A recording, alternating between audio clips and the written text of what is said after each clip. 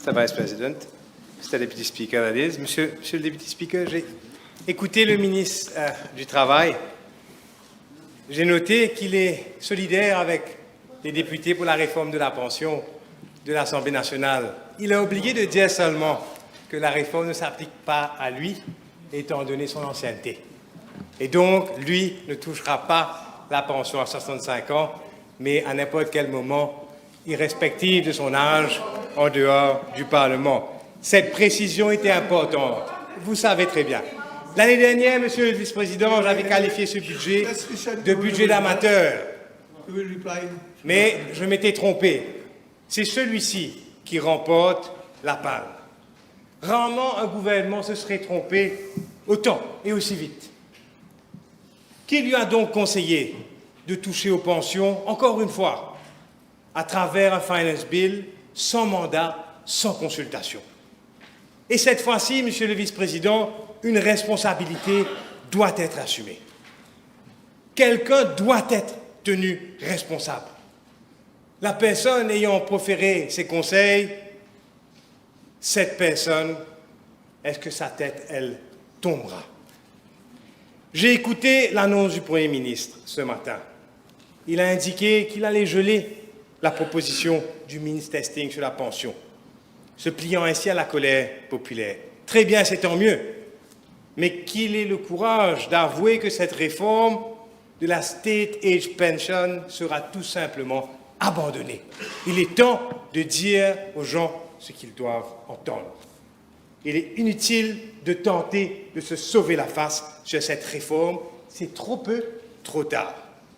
Le gouvernement doit aller plus loin, Monsieur le Vice-président. Il doit rendre au peuple le système de pension qu'il lui a enlevé, sans mandat, sans légitimité. Car même avec le gel du State Age Pension, la première trahison, elle, celle de repousser l'âge à 65 ans, demeure tout entière. Pour cette année financière 2026-2027, l'ancien système aurait coûté environ 57,6 milliards de roupies. Avec la réforme de la BEP à 65 ans, ce montant tombe à 53,7 milliards. Donc 3,9 milliards de moins. 3,9 milliards, Monsieur le Vice-président. Et au total, sur la durée du mandat jusqu'à 2029, l'écart serait entre 10 milliards de dollars. Appelons les choses par leur nom. Si la première réforme coupée en retardant la pension par 5 ans, la deuxième réforme, elle, tentait de couper en refusant carrément la pension à bon nombre de personnes. Et malgré les applaudissements des membres du gouvernement ce matin, face au recul du gouvernement sur cette deuxième réforme, je le redis, la première, elle, reste de mise. Et, Monsieur le Vice-président, la population n'a jamais voté ni pour le ministre Testing, ni pour la pension à 65 ans. Elle avait voté, au contraire, pour la dignité de ses aînés, pour le système qui existait avant les élections. Et mon message, il est bien simple. Abandonner toutes les deux réformes sur la pension. Retourner au système d'avant les élections. Reculer complètement. Et aujourd'hui, le gouvernement veut taxer plus. J'ai entendu le ministre Outim sur la taxation. Et je vais lui répondre. Le gouvernement veut taxer plus et veut retourner moins. Qu'est-ce que représente 3,9 milliards de roupies dans l'ensemble du budget aujourd'hui? À peine 1,5% des dépenses budgétaires de cette année-ci. Les recettes fiscales depuis la venue de ce gouvernement collectées sur le dos de la population ont augmenté par 35 milliards de roupies, soit 9 fois plus que ce qu'on demande aujourd'hui sur la pension de retraite. Et d'ailleurs, taxer, c'est facile, Monsieur le Vice-président. La vraie difficulté, c'est de réduire le gaspillage, c'est de corriger les inefficacités, de relancer la croissance. Voilà ce qu'on attendait sur ce budget. Et le gouvernement ne peut-il pas faire un effort, Monsieur le Vice-président, à ce sujet? Si le gouvernement veut réellement couper, qu'il commence au sommet. Le Prime Minister's Office lui-même ne fait aucun effort de réduction. Les dépenses, au contraire, augmentent. Si on voit les dotations pour le Private Office and Ceremonials du Prime Minister, on réalise qu'elles augmentent de 63 millions depuis le nouveau régime. Hausse des salaires des conseillers, l'organisation de fêtes, de réceptions, la fête nationale, les frais légaux, tout augmente. Et si on prend les augmentations sur 5 ans, les dotations budgétaires, ça représente 283 millions par rapport à l'ancien régime. 283 millions. Donc, le gouvernement n'a fait aucun effort sérieux sur ses propres dépenses.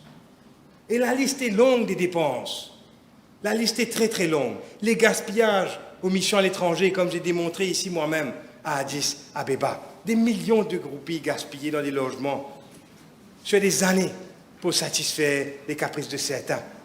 Alors que des millions, des centaines de millions avaient été investis dans des logements officiels. La location de berlines de luxe qu'on a vu, les caprices de luxe par le chairman d'une institution qui paie plus de 60% de son eau dans des tuyaux baissés.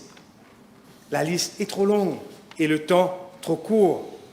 Alors, avant de couper les pensions, Monsieur le Vice-président, coupez d'abord ce qui est gras au sommet. Que dire sur le coût de la vie? Quelle est la vraie réponse du gouvernement? Les familles peinent à remplir le panier. La réponse du gouvernement, subventionner ceux qui vendent les produits. La grande solution, mettre 2 milliards de roupies par an dans la chaîne de distribution. Distributeurs et supermarchés. Le ministre Sikien donne 2 milliards de roupies aux supermarchés, Sikien entre autres, parmi d'autres. Quelle brillante idée! Et le peuple souffre à la caisse. Et le gouvernement soulage les intermédiaires. 2 milliards de subventions pour un marché annuel. If you are making a personal attack against Minister Not at Sikien all. and referring to the supermarket Not at Sikien, all. you should withdraw that. Not at all. If Sikien supermarket has not been a beneficiary, then it would be, but not at all. You have to be Not at all. 2 milliards de subventions pour un marché annuel de consommation d'environ 500 milliards. Ça représente à peine 0,4% du marché, ce qu'on subventionne. Ce n'est pas une stratégie. Ce n'est pas une attaque contre les marges excessives, comme promis. Ce n'est pas ça, casser les monopoles, malgré les promesses. Ce n'est pas ça, ouvrir la voie aux importations parallèles, malgré les promesses. Ce n'est pas ça, réduire le coût des médicaments, malgré les promesses. C'est en fait donner l'illusion d'agir sans toucher aux vrais problèmes. D'un côté, 2 milliards de subventions. De l'autre côté, la TVA imposée dès à 3 millions de roupies de chiffre d'affaires. La TVA prélevée en plus sur l'essence. La taxe sur le sucre, dont les recettes passent de 1 milliard à 2,6 milliards. 150% d'augmentation. Et finalement, la taxe de 2 roupies sur les produits en plastique. Le résultat, des recettes fiscales qui atteignent un niveau record de 198 milliards de roupies, pour répondre à l'honorable Outim, 35 milliards en plus. Et donc, ils vous donnent un œuf dans une main et vous reprennent un bœuf dans l'autre. Voilà ce que le gouvernement fait réellement aux consommateurs. Regardons les Chagos. 10 milliards de perdus l'année dernière, 10 milliards cette année-ci, 20 milliards fantômes dans le budget. Et avec la démission du Premier ministre anglais ce matin, qui peut dire aujourd'hui réellement quand cette affaire sera réglée? Tout cela parce que le gouvernement a ignoré les appels des Britanniques et des Américains à conclure l'accord une fois pour toutes avant l'arrivée de Trump. Je devais dire plutôt le gouvernement d'alors. Il y a eu une recomposition depuis. Mais 20 milliards tout de même fantômes dans ce budget. Et cet argent des Chagos aurait suffisamment et largement aurait été largement suffisant pour protéger la pension à 60 ans. Il en resterait même pour quelques années de l'argent de surplus. Le gaspillage, le ministère de la Sécurité sociale lui-même, celui qui s'occupe des pensions, continue d'être accablé par le manque de faiblesse et de contrôle, par sa mauvaise gestion, par son manque de coordination avec l'immigration, l'état civil et d'autres institutions. Et le résultat, 230 millions chaque année payés à tort en aide sociale et en pension à des bénéficiaires non éligibles, comme soulevé dans le dernier rapport du directeur de l'audit. Les mêmes manquements, année après année, aux frais du contribuable. C'est-à-dire, c'est à croire que le directeur de l'audit produit ce rapport inutilement quand on lit les solutions apportées. Avant de couper les pensionnés, regardez d'abord et réparez d'abord le ministère qui laisse l'argent des pensionnaires fuir. Il y a aussi des choses qu'il faut tout simplement se débarrasser. Le poste de vice-président. C'est dommage que le honorable Shakil Mohamed n'est pas là. Il se rappellera, lui, de l'engagement pris pour abolir ce poste. Un poste qui coûte 100 millions de roupies sur la durée d'un mandat. Sans compter les voyages, les coûts de sécurité et bien sûr sans compter les privilèges à vie des ex-présidents. Avant de couper les pensions, coupez les privilèges. Puis il y a les ministères des Affaires étrangères. Depuis l'année financière 2025, les frais de nos ambassades ne cessent d'augmenter. 203 millions additionnels, on est appelé à voter, là, pour le frais des ambassades. Maurice doit, encore une fois, je le répète, une fois pour toutes, adopter un modèle diplomatique plus léger, axé sur le modèle singapourien, avec des ambassadeurs non résidents, quand la charge du travail est plus faible. J'avais dit, je redis, en Malaisie, en Russie, en Allemagne, au Caire, au Mozambique, pour nommer quelques-uns. Il y en a d'autres. Avant de couper les pensions, couper les dépenses inutiles à l'étranger. Il y a les projets qui ne sont simplement pas prioritaires. 455 millions de roupies pour rénover la Clarice House, dont 100 millions cette année-ci. Où est l'urgence? 2 milliards de roupies pour l'autoroute M4 à Forbach. Est-ce là vraiment une urgence? Qui a réellement besoin d'une route reliant le nord à l'aéroport aujourd'hui en urgence? Hormis les ministres qui voyagent autant qu'on a vraiment besoin. Sur l'inefficacité du cargo handling, le gouvernement avait voté l'année dernière un budget promettant d'améliorer la productivité du port. L'objectif, 25 mouvements de containers par heure. Au lieu de cela, Monsieur le Vice-président, la productivité qui était à 23,5 mouvements l'année dernière a reculé à 22 mouvements par heure. Nous avons payé pour une amélioration, nous avons obtenu une détérioration.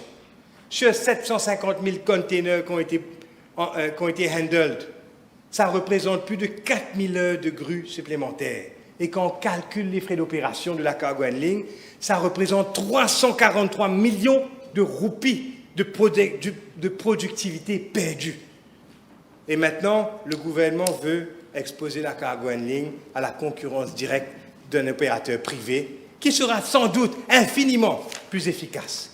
Alors, est-ce que le gouvernement renforce-t-il vraiment la cargo handling ou prépare-t-il discrètement sa mise à mort? Et cela m'emmène à l'un des échecs les plus graves du budget, le law and order. Monsieur le vice-président, c'est le sujet le plus important. Ce gouvernement aime parler de liberté, mais la liberté ne peut pas vouloir dire laisser faire. Le taux de crime est en augmentation. Chaque semaine, nous voyons des policiers impuissants, insultés, agressés, blessés, incapables de se protéger. Et pour aller vite, quand on regarde la dotation budgétaire, on a l'impression qu'on met plus d'argent dans l'équipement et dans l'opération. C'est pas vrai.